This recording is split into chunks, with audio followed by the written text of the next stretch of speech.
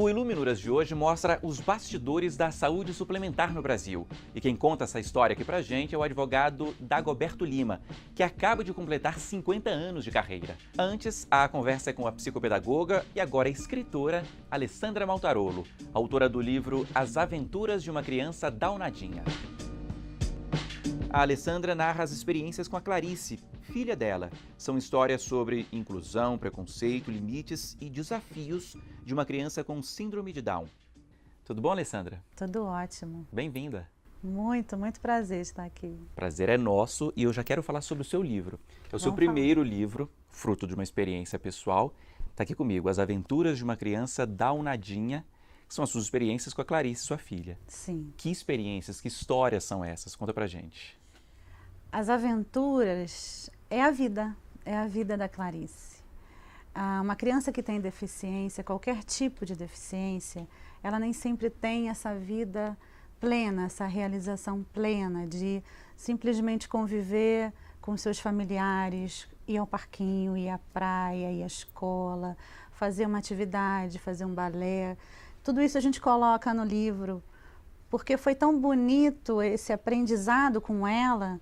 E eu tirava muitas fotos, adoro fotografia, e quando eu tirava essas fotos, eu achava tão bonito que ficava na fotografia, aquele momento.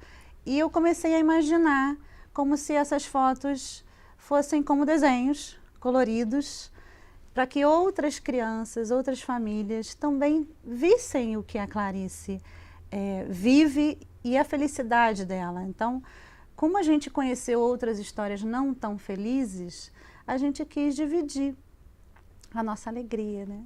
Então divide aqui com a gente, conta algumas histórias aqui. Muito feliz de estar dividindo, porque desde que ela nasceu foi um aprendizado. Assim. Quando ela nasceu já foi uma surpresa, ela não se mostrou na gestação. Foi quando nasceu mesmo, foi um susto. E foi um susto para mim, Alessandra, que não convivia e não reparava a deficiência na minha vida, no meu mundo. Então ela trouxe para mim o mundo, para mim é o mundo real, porque ela me mostrou que nem tudo é perfeito, que o corpo humano não é perfeito, que as pessoas são além das aparências, que a gente tem que ter um ângulo de vida diferente, da vida mesmo. O valor da saúde, o valor da doença, o valor da sociedade, do trabalho, da escola.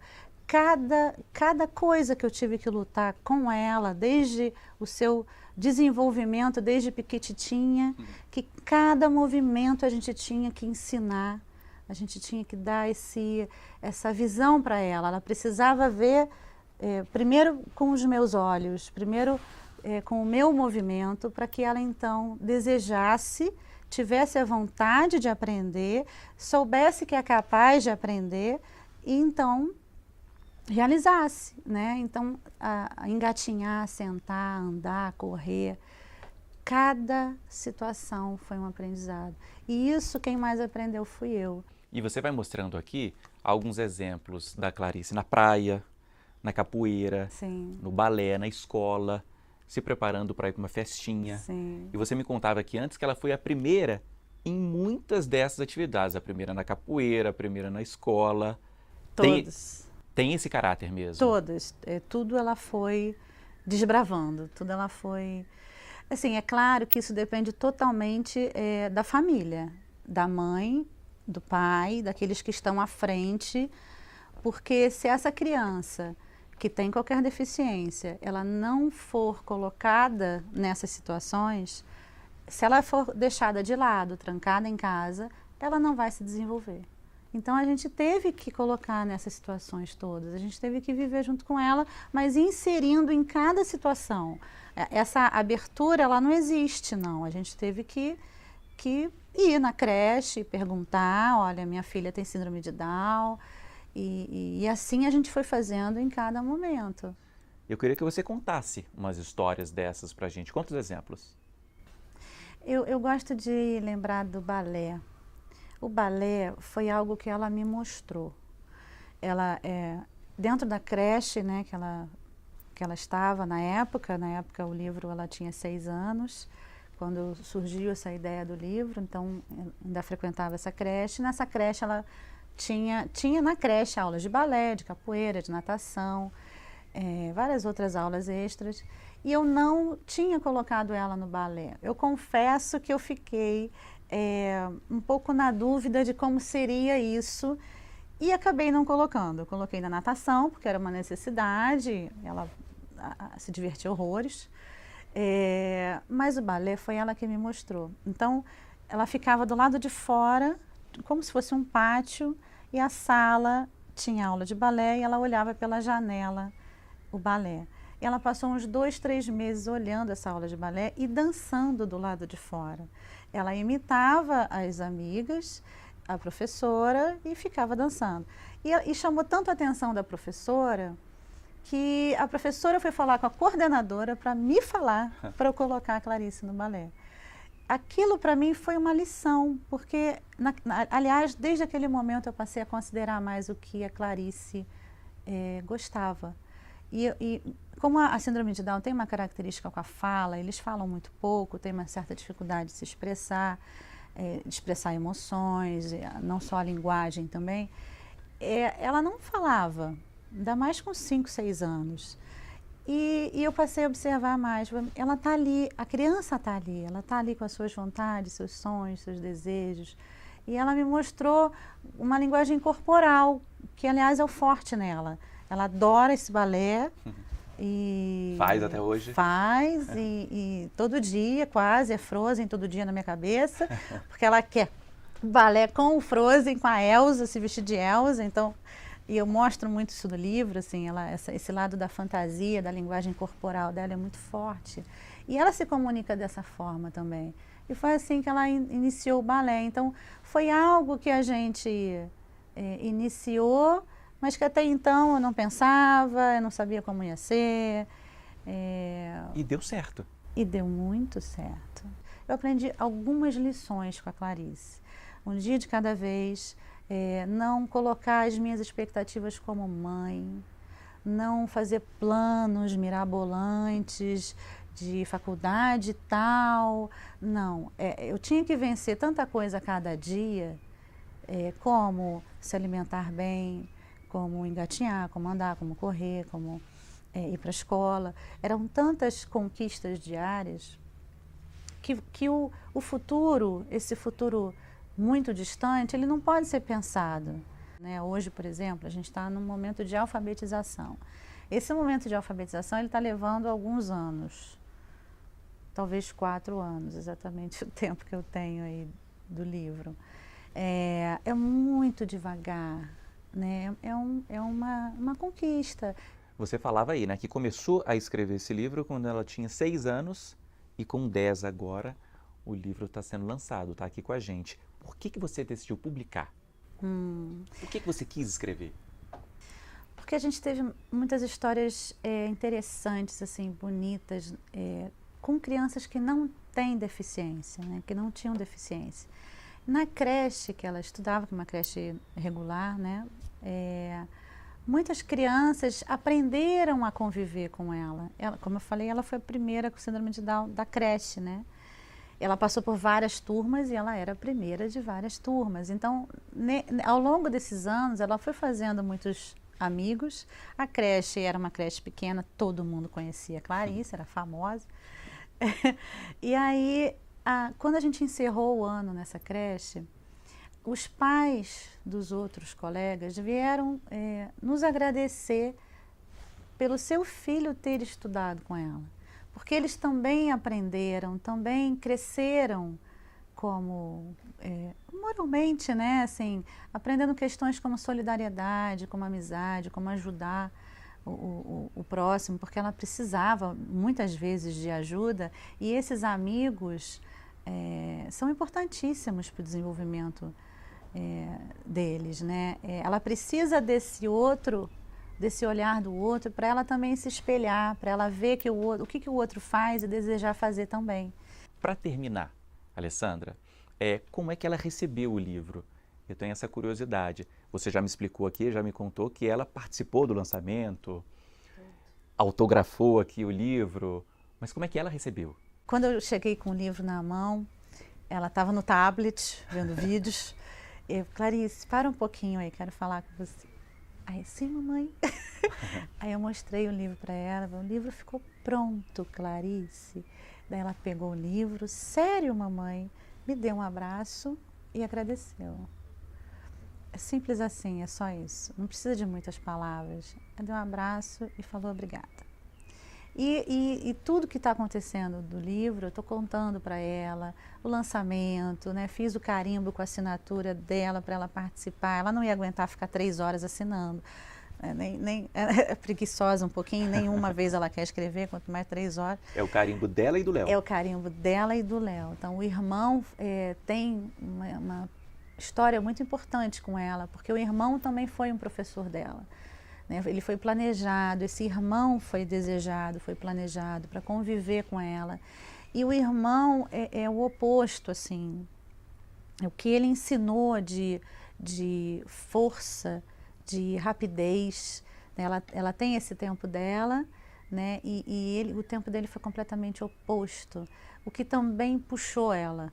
Então ele fala tudo corretamente, ele é perguntador, ele é muito sensitivo, então ela observa tudo que o irmão faz e vai atrás. Então tem, por exemplo, a imagem da praia. Eu posso mostrar? Pode, claro. É porque essa imagem, foi um pedido meu, de tudo do livro, o que eu pedi foi essa imagem. Eles vão muito à praia. Essa é uma das que eu gosto também, que é a Clarice debaixo d'água, ela ama a água. Mas essa imagem aqui, ela tem uma simbologia, assim, porque ela fala dessa amizade dos dois. E mesmo ele tão pequeno na época, ela estava com 6, ele com 2, ele ia no mar, ele pulava, ele mergulhava, ele corria e ela ia atrás. Então ela teve que também vencer o medo dela do mar, aprender a se equilibrar para pular a onda e cair em pé, mergulhar mesmo. Então a gente sempre incentivou que a gente não ficasse grudado com ela o tempo inteiro, né? Não precisa ficar segurando a mão dela o tempo inteiro. Então, esse aprendizado também é nosso, né? E a gente mostra muito isso no livro, a gente não fazer por ela, a gente não ficar grudado, que ela consiga com o tempo essa autonomia. Então, eu preciso agora ver por ela, né? Para que no futuro ela possa ver por ela mesma. Eu estimulo o máximo possível essa autonomia. E eu queria muito falar dessa inclusão e queria muito falar do aspecto da escola. A escola, infelizmente, não está fazendo um bom trabalho atualmente. Assim, a gente, como pais, mães, a gente tem que lutar muito por essa adaptação. Primeiro, por essa aceitação. Abrir as portas da escola. Da vaga que o aluno com deficiência precisa. Aí quando você entra, você tem que vencer também a inclusão verdadeira. Você tem que incentivar, trabalhar, adaptar material, adaptar o currículo. São muitas mudanças que a escola muitas vezes não está disposta a fazer. É um desafio para a educação, a criança com deficiência. Mas quando você recebe, você consegue. Então, há uma ignorância e há um desconforto, um medo por haver essa ignorância, mas desde o momento que você conhece, se torna mais fácil, né? Eu não estava preparada para ser mãe de uma criança com síndrome de Down, mas desde o momento que ela chegou para mim, eu tive que me preparar e me preparo ainda. Hoje está mais tranquilo, tá, né? Emocionalmente também, né? Porque também tem um trabalho emocional que a gente faz, nosso, de mãe. Mas a gente tem que buscar, a gente tem que ler, a gente tem que conversar com profissionais, a gente tem que correr atrás. E o professor também precisa fazer isso. Alessandra, é isso. Muito obrigado pela entrevista, por você ter vindo até Brasília. Você é do Rio de Janeiro, veio até aqui para conversar com a gente. Muito obrigado, muito bonito sua família e boa sorte. Muito obrigada, eu que agradeço a oportunidade de divulgar a história. Espero que todos gostem. Bom, esse foi só o primeiro trecho aqui do Iluminuras. Depois do intervalo a gente fala mais sobre literatura, dessa vez com o advogado Dagoberto Lima. É um minutinho só, não saia daí.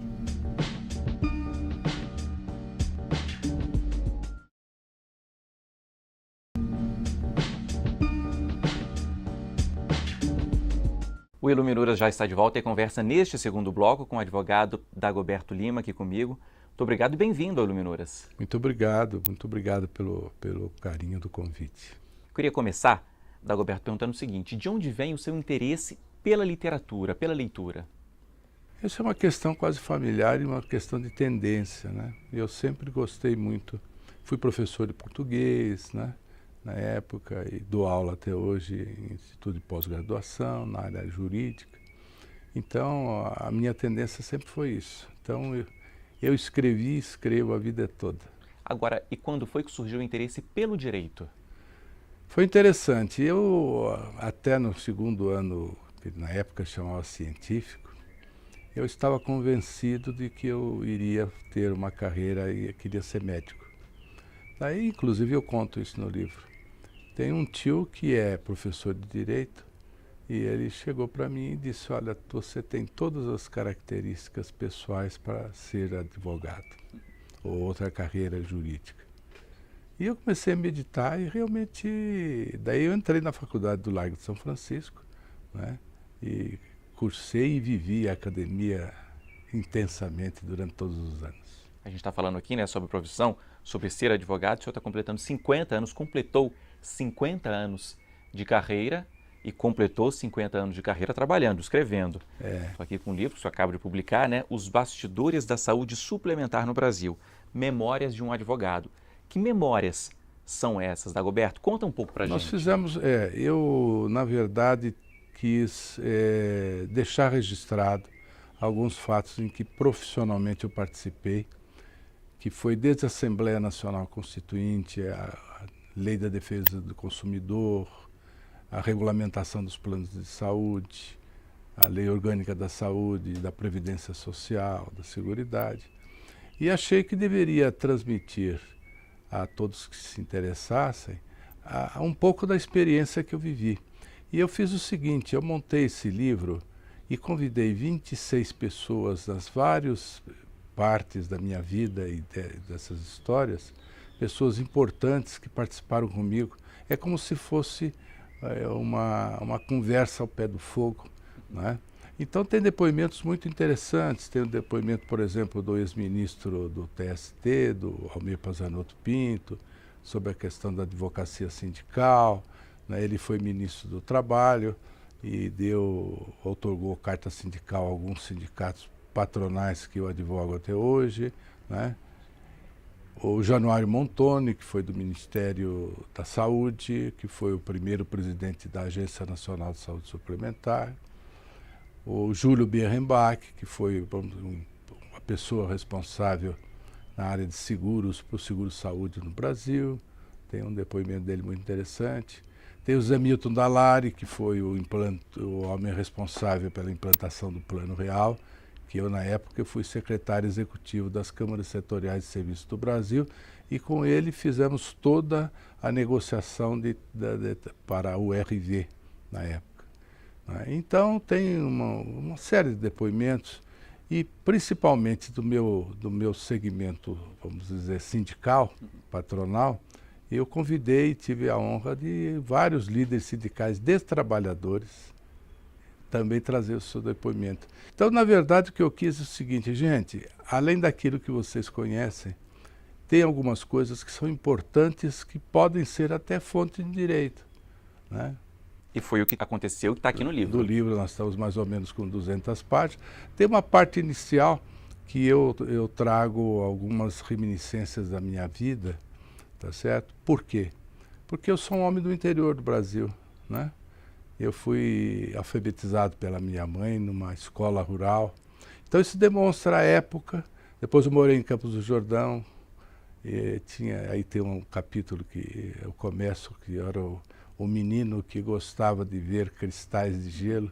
É porque era muito frio, então a gente botava o mangueirão lá em cima, à noite gelava e a árvore ficava toda cristalizada. Era uma época da minha vida. Tem fotografias dessa ocasião, né? E tem outras coisas que realmente a participação, né, na lei de regulamentação da filantropia no Brasil. Tá certo? Então tem certas coisas que algum colega que precise para fundamentar, inclusive, a sua defesa, como uma fonte de direito, porque...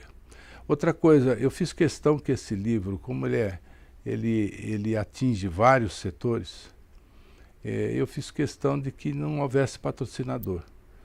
Com meus próprios recursos eu criei o livro, ajudei a produzir, obviamente, né? E fizemos a primeira edição e estou distribuindo graciosamente para bibliotecas, para fundações, para, entendeu, OAB e etc., para que sirva do meu registro para quem precisar saber o que realmente aconteceu. Até falando em registro, Dagoberto, muito do que está aqui estava registrado, estava escrito, ou você tem uma boa memória mesmo? Uma boa parte é da minha memória. Alguns registros que eu fiz, evidentemente, né? Porque eu adotei o seguinte critério. Quando eu decidi fazer essa obra, faz uns 2 anos mais ou menos, foi com esse objetivo. Eu tive, evidentemente, anteriormente à minha formatura como bacharel em Direito, eu trabalhei a vida toda. Eu comecei a trabalhar com 13 anos de idade. Então, isso é antes dos 50, né? E agora já estão passando para quase os 51. Mas, na verdade, o que eu pretendi foi exatamente fazer esses registros. E eu estabeleci um roteiro e eu, além disso, formulei as perguntas para uma repórter que me ajudou a fazer as entrevistas com as pessoas. Então, boa parte do livro são transcrições muito interessantes de diálogo. Um deles, por exemplo, que é a saga dos planos econômicos, o Zé Milton Dallari conta, na época que ele passou pelo Ministério da Fazenda, ele conta, na realidade, como é que o governo do Brasil chegou ao Plano Real e por que deu certo, contrariamente ao que tinha anteriormente acontecido. Isso é um exemplo. A criação da Agência Nacional de Saúde Suplementar, a regulamentação dos planos de saúde, a Lei Orgânica da Saúde que criou na prática a implantação do princípio constitucional do SUS, do Sistema Único de Saúde, entendeu? E as questões políticas que aconteciam, não é? Conta mais pra gente. É a questão, por exemplo, da formatação do modelo assistencial de saúde no Brasil. Isso é muito importante. Porque o movimento sanitarista brasileiro era liderado por pessoas de esquerda, normalmente vinculados ao Partidão, Partido Comunista do Brasil, né? E que com a lei da anistia vieram de volta ao Brasil. Um deles, que era um dos líderes desse movimento sanitarista no Brasil, era o Dr. Sérgio Aroca. Sérgio Aroca, falecido, foi deputado, foi secretário de Saúde do Rio de Janeiro, etc. Ele, de fato, era a cabeça, liderança e pensante. Ele, inclusive, foi secretário da Saúde na Nicarágua, do governo sandinista. Então, você vê, caracteriza bem. O modelo que eles traziam e lutaram durante todo o período foi que o modelo seria exclusivamente, seria o modelo estatizante. Então, tudo no Brasil, em matéria de assistência à saúde, seria estatal.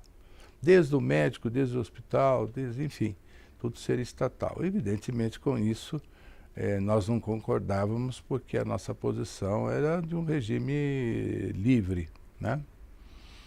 E, na verdade, na subcomissão temática da Constituinte, no capítulo Saúde, saiu um modelo que realmente seria todo estatizante, o que nos obrigou a fazer uma estratégia política importante com o antigo Centrão, né? Você deve se lembrar, na época que ocorreu, em que havia interesses da iniciativa privada, né? Problemas da reforma agrária, problema da liberdade empresarial, né? Somado com aqueles que queriam ser liberais na área da saúde. E nós conseguimos bloquear aquele modelo no plenário. Haja vista que a atual disposição da Constituição Federal, de 88, ela foi fruto de um amplo acordo político e foi o penúltimo capítulo votado. Ela foi votada dias antes da promulgação. E o Ulisses Guimarães, na ocasião, insistia que a coisa fosse resolvida.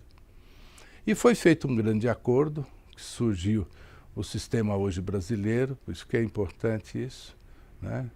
Mas havia um clima na ocasião, fruto da ditadura e de uma série de coisas, havia uma terrível desconfiança, não havia credibilidade de um setor para o outro. Então a nossa Constituição ficou um romance, né? Talvez seja uma das constituições do mundo maiores, né?